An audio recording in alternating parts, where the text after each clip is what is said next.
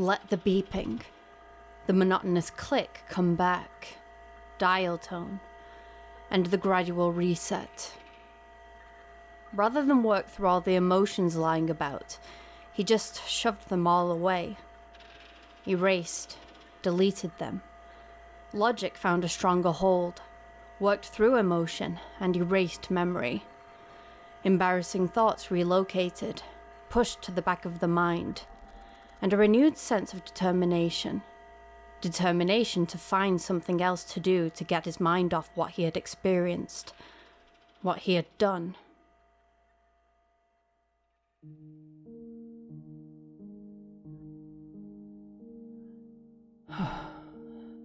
That's better. Was that what you expected?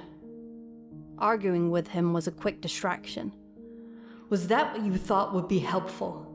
Was that what you were hoping for? A brief pause, and he could hear the smile. Much better, I would say.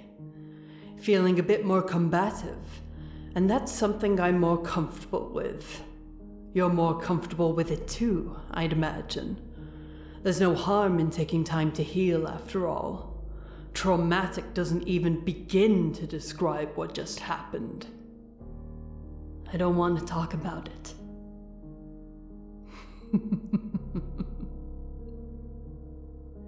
Scriabin laughed, and Edgar found himself smiling. He knew precisely why he would say that, what his motivations would be. Still, it was a convenient excuse, something they both understood. And besides, healing. Right. Let's go outside. I really do think the rain has stopped. I can't hear anything. Edgar stood. He nearly fell at first, his legs shaky and weak, but he eventually managed to find his sense of balance. He walked out of the church with only 1 second glance. True enough, no rain.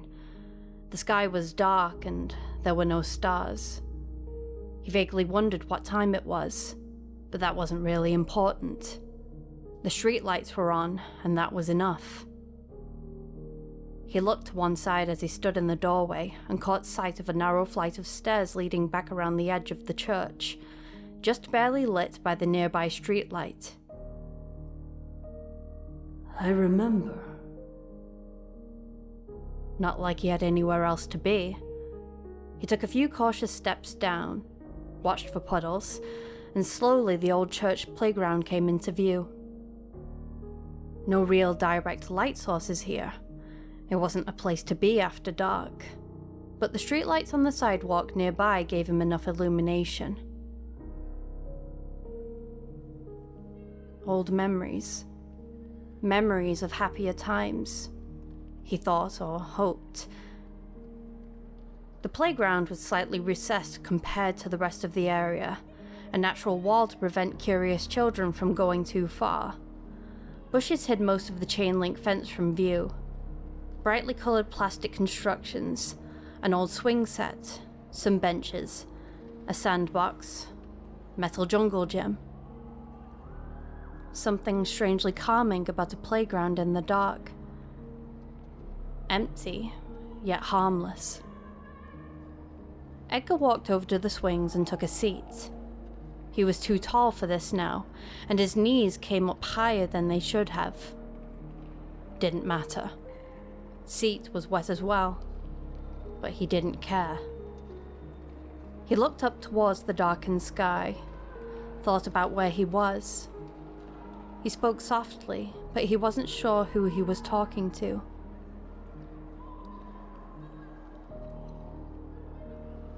Every Sunday when I was little, when we came here, this was always what I looked forward to. I always waited for the sermon to be over so I could play out here. Edgar does not play well with others. How ironic. That's right, Edgar sighed. That's what they'd write about me. Good student, does his work, does not play well with others. Pushed lightly and listened to the creak of aged metal trying to support a grown man's weight. Listen, Edgar. What? I think it'd be best if from now on, while you're recovering, while we're making plans to overcome this lock business, if you stayed away from... Something rustled nearby, and he turned sharply towards the noise. Shit. Scriabin almost sounded disappointed. Hello? Maybe not his smartest move, but at least it let whoever it was who had joined him know he was here.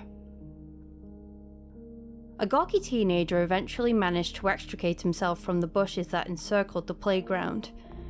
He brushed himself off lightly, adjusted his clothes and fishnet gloves, picked up his suitcase, and began walking briskly towards Edgar. A slight twinge of nervousness along with familiarity. That hair. It was cut in a style that Edgar knew wasn't common. The tattered sleeves, the box on the front of his shirt, and the boots. God fucking damn it, Scriabin muttered. I was so close. Not particularly paying attention to Scriabin at the moment. The teenager came closer, definitely headed for Edgar. That in itself was bizarre. Edgar never generated attention. Something he had accepted over time. But to be the center of someone's attention like this... Well, someone other than me, that is. Still sounded bitter. Being someone's focus made him nervous. The youth circled him once, apparently completely unaware of how strange this behavior may have seemed, then stopped in front of him. Now that he was close enough, Edgar could make out the definite signs of acne over the majority of his face. Hey! A strangely casual tone, as if he knew Edgar already. A moment's pause, which was all Edgar was sure he would get. Hello? Your name is Edgar, isn't it? Who are you? Why do you want to know? Good. You didn't just give out information. He didn't seem put off by the suspicious tone in Edgar's voice. I'm Jimmy. He put a hand to his chest. But you can also call me me. Some of my friends also call me Darkness. Cool, huh? This can't be what it looks like. There's no way that someone would ever... Scriabin was trying very hard not to laugh. You've got to be kidding me. Okay. How do you know my name? Nice job. Just confirmed that was your name. Well, what's he going to do with it anyway? I've been following you. Jimmy grinned, and Edgar realized he had no idea how potentially creepy that would sound. For all intents and purposes, Jimmy was speaking to Edgar as if they were friends or acquaintances, as if they had talked several times before tonight. He spoke as if he expected Edgar to know exactly what he was talking about. It was disconcerting on several levels. Just watching you and Johnny. Well, mostly Johnny. But you were usually there too. He's who I'm looking for. Of course. Looking for Johnny. What other reason to follow me could there be? That would explain his choice in fashion, I suppose. Scriabin snickered. Jimmy sounded so familiar with him, and Edgar felt exceedingly awkward for not having anything close to similar feelings towards him. The strength of Jimmy's conviction forced Edgar's tone to be kinder than it normally might have been. I guessed as much. Well, not looking for, exactly. No, not looking anymore. I've finally been able to track him down after all this time. I found him. I finally found him. Jimmy sounded deeply enthused by the idea. The more excited he felt and acted, the more distant Edgar felt. The sheer bizarreness of the situation, of the conversation, seemed completely unreal. This couldn't be happening. I'm going to go talk to him, but I have to ask you some things first. I thought you'd know and all, since you're with him a lot of the time. Jimmy started as if to sit down next to him, but then stopped. Frankly, Edgar was seriously uncomfortable, and maybe his body language made it clear that Jimmy would be better off staying where he was. Jimmy stared at him expectantly, and Edgar felt as though he had to say something. He still felt unbelievably detached from the entire conversation, and found that as a result, he could think of absolutely nothing to say.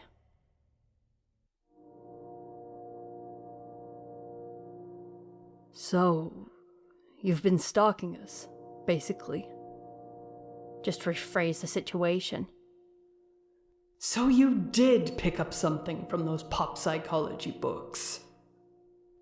I wouldn't call it that. Jimmy looked dramatically stricken. This runs a lot deeper than that. This is more than any mere stalking. He emphasized the quotation marks with his fingers and a roll of his eyes. This is about art. Art? Edgar thought back, remembered the paintings he had seen so long ago. Was this a friend of Johnny's from... Yes, art. Jimmy sighed. Well, I don't know if you'd understand. I never saw you kill anyone. Edgar stifled a small gasp and immediately recoiled away from him. So he's that kind of admirer. How perfect is this? I couldn't ask for something better than this. Now the familiarity of his tone made Edgar feel almost dirty. This was not the kind of person he wanted to be associated with in any way, and in particular, not the kind of person he wanted to be stalked by. I'm taking notes on this. This is going to be great. Jimmy continued. But I saw you there most of the time, when Johnny descended on the unworthy. The change in his tone and the smile confirmed Edgar's suspicions. God, it's so beautiful. To see those people who think they're so great get shown what they really are inside. To see real justice. Justice? You think this is about justice? You think this is righteous somehow? How can you have no concept of human life? You can't be serious. Edgar didn't think he was hiding his disgust very well, but Jimmy apparently didn't notice. You saw it. You were there the longest. I mean, you really saw it. Again, that excited almost squeal. You were right there when Johnny showed them, showed everyone. You were there, right there when Johnny dispensed real justice on the scum of the earth. My goodness. This sounds familiar. Didn't we talk about this back when you encountered that pedophile? Scree had been trying to talk and laugh at the same time. Jimmy stretched out a hand. Edgar feared for a moment that he'd tried to touch him, but Jimmy just gestured at the sky. You remember the best times, don't you? You know, back when he didn't talk so much, when he didn't let the killing get to him, and it was a lot funnier. That's what I want to tell him when we meet. I want to tell him that the blood is what matters. Isn't that a cool phrase? You think this is funny? Couldn't stop the indignant mental scream. How could you think someone dying is funny? How could someone ever think that, my god? He does have a point, though. Scriben forcing words out between gales of laughter. Need does tend to talk a lot more nowadays, doesn't he? Oh my god. How can someone... Didn't talk so much. Edgar felt a strong twinge of nausea, and Scriben stopped laughing for a few seconds. Yeah, when he was always going on with all those words. Jimmy waved a dismissive hand. I think Johnny's losing his focus about what's really important. The beauty of what he does. The art of death. A longing sigh. It's so beautiful to see the last spark of life burn out under your hands. To know that you brought awareness of someone else's pointless, bleak existence to them the moment before they fade from this cruel world. Oh god! Gothic poetry! Gothic poetry! This can't... this can't get any better. Edgar wasn't listening to Scriben. You think what he does is beautiful? It is beautiful. Jimmy turned his attention back to Edgar. He sounded vaguely offended at the question, no doubt expecting Edgar to understand what he was saying immediately. You must understand. You're with him all the time. You know those bullies, those close-minded weaklings who always mock people who are better than they are. You know there are people out there who deserve to die, but there are so few who can actually do it, actually kill. I couldn't believe it when I first saw Johnny work. I couldn't believe he did what I dreamed of. He got revenge. You don't understand anything. Oh my god. Stronger twinge of nausea, and this time Scriben really did stop laughing. Oh god, it's so sweet to get revenge. Jimmy hissed with excitement through his teeth. Johnny showed me I don't have to take it. I can do just what he can. And I felt so good. The first person Oh god. Oh my god. He's killed people too. Edgar felt dizzy, a faint blackness on the edge of his vision. And then he heard a shocked hiss in the back of his mind, something pushing, and the blackness slowly faded away. God damn it. You stupid fanboy. Couldn't you have waited a day or so? This would be perfect if he wasn't so fragile right now. This can't be. Sigh of frustration. Don't think too hard about this just yet. Maybe in a few hours, but not right now. Just try and make it through this conversation without passing out. Jimmy had been talking during Edgar's brief mental interlude, apparently not noticing that Edgar wasn't paying attention. Was the sweetest of them all. That's why I wanted to talk to you first. Jimmy knelt down and looked Edgar in the eye. I just want to clear up a few things. You must know a lot about Johnny, but you don't kill like he does, do you? No, Edgar choked out. He could hear Scriben bite his tongue. So Johnny doesn't have a partner or anything? Scriben hissing in pain at biting back his words. No. Great. Jimmy smiled again. I didn't think you'd be his partner. You're not the right type for it. Although that coat is nice. Type.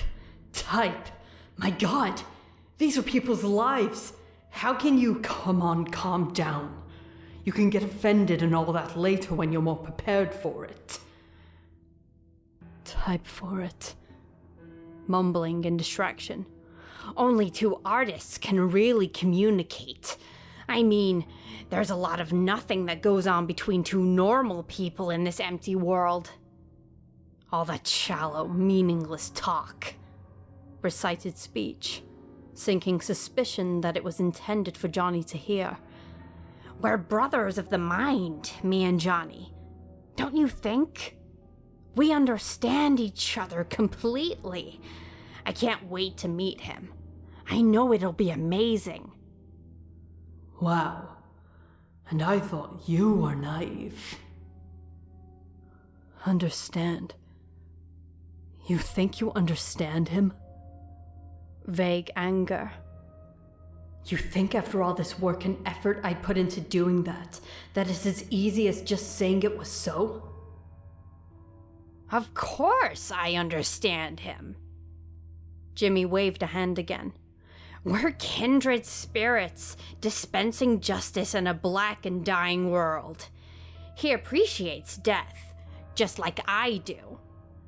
I've suffered the same kind of injustice at the hands of the unappreciative masses. I can understand his pain. I mean, I even got his boots.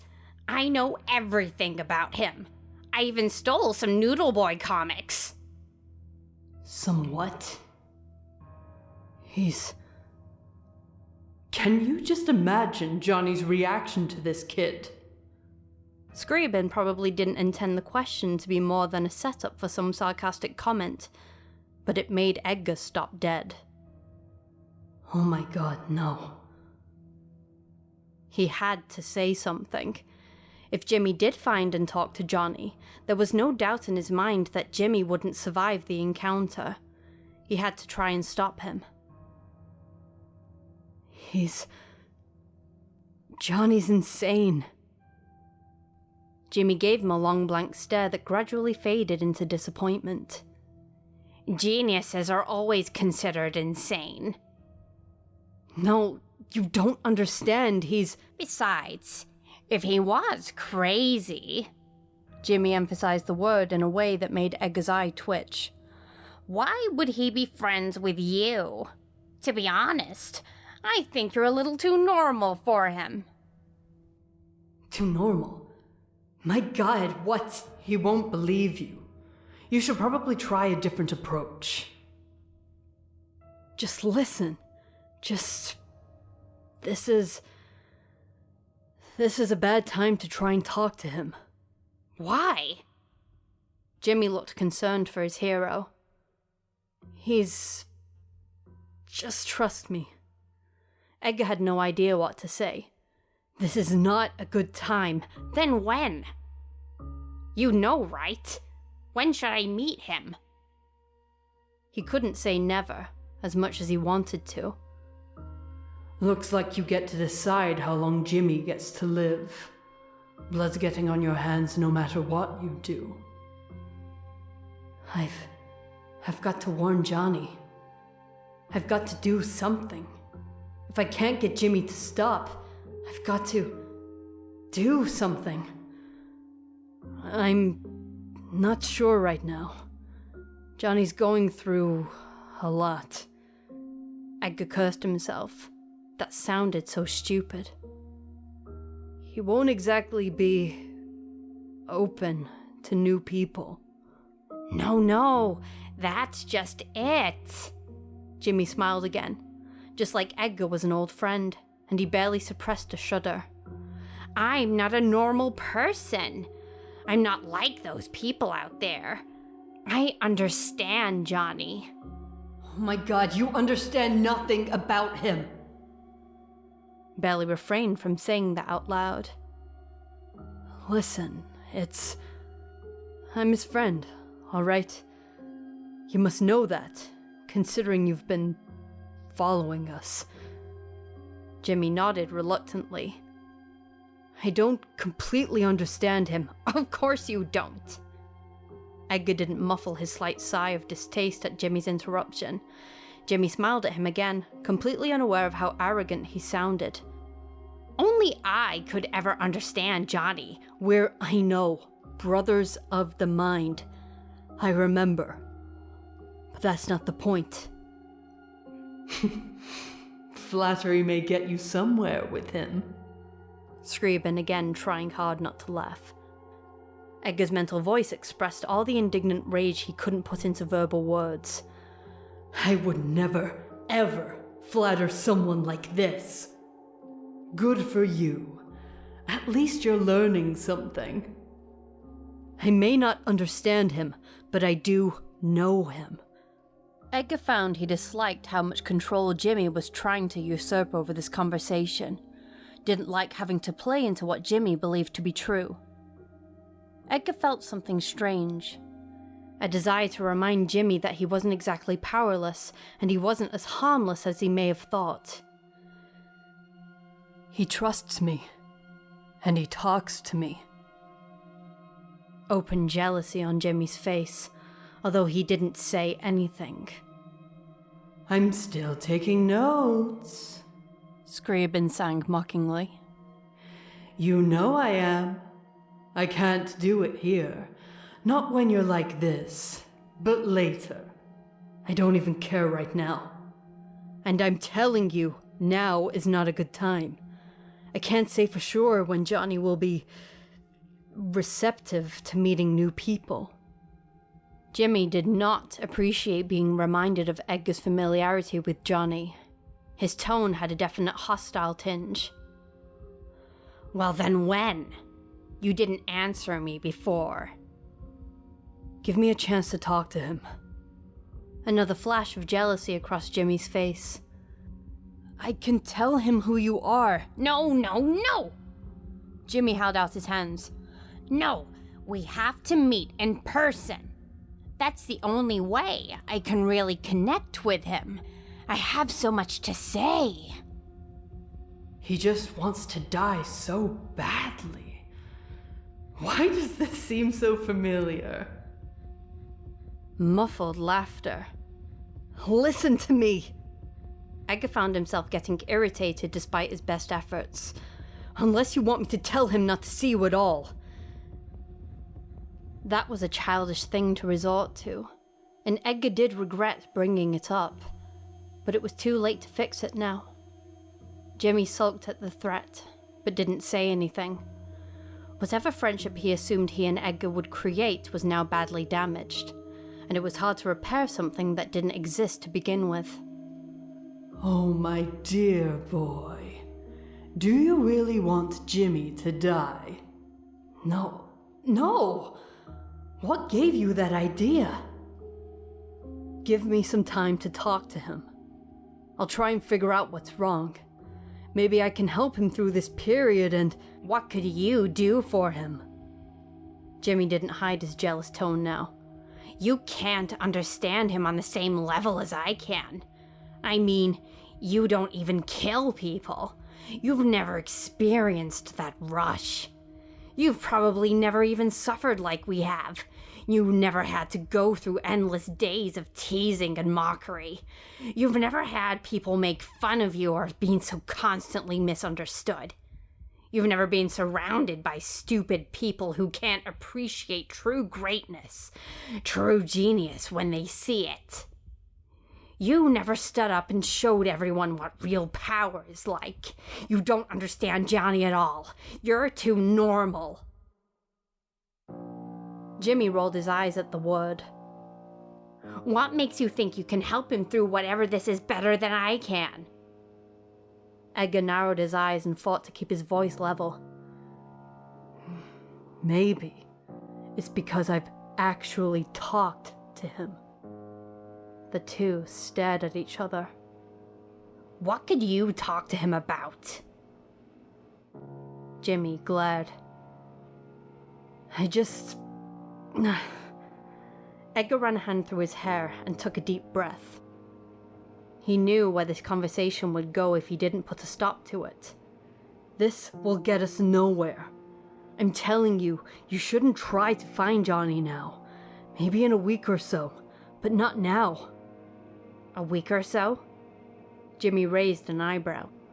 Why should I listen to you? Because I'm his friend. You know that, if you've been stalking us as much as you say. I can talk with him. That's just because you got there first. Jimmy moved a hand towards the suitcase by his side. Johnny hasn't found his real soulmate yet because he hasn't met me. Scriabin immediately stopped laughing when Jimmy fingered the silver lock on the case. There was a definite suspicious tone in his voice. And when I finally meet him after all this time, then he won't need you anymore. Jimmy tried to put a dismissive tone in his voice. I'll be everything Johnny will ever want. I can be everything, his companion in everything. We won't need you. Maybe we'll even get rid of you. A smile. Another hand twitched towards the case. Oh, what's this? The sudden change in Scriabin's tone caused Edgar to jump a little. He was unprepared for the pure venom, the viciousness and menace. He'd never heard him talk this way before. You think you can kill him? You think you can kill him while I'm here? Try it. Just try it. You obnoxious little stupid, naive, gothy fanboy wannabe. Go ahead. Go ahead. Try and hurt him. I'll rip your scrawny little pimply body into strips if you even get close to him. I'll tear you apart with my bare hands if you so much as think of hurting him. Try me. I dare you. I fucking dare you. Snarling in the back of his mind, growling in a deep, fierce sense of protectiveness. In a way, Edgar was touched, although that was quickly and easily muffled by how remarkably uncomfortable the situation was. Well, it doesn't matter anyway. Jimmy stood up and brushed himself off with exaggerated motions, then swept up his suitcase with one hand. You don't know him like I do. You can't connect on the same level. I'm going to meet up with him. Fine. Go ahead, you idiot. Get yourself killed. Serves you right. Scriabin still growling deep. Scriabin, stop it. Stop that. This is a human life we're talking about. Oh, stop with the fucking morality play. You want him to die too. Just admit it for once. 2 weeks. It was the first number that came to mind. Jimmy glared at him for a few seconds, then walked away without another word. After he left, Edgar stared at the sky and sighed. Let's get out of here. Scriabin sounded disgusted. Go home and take a nap. Then I want to talk to you. That doesn't sound particularly encouraging. I would talk to you now, but I can feel some wounds still running deep. You need time to heal. Again, resentment. But as soon as I can, I want to talk to you. A few droplets spattered against his upturned face. Figures the rain wouldn't stop just yet. Edgar got up slowly and left the church behind.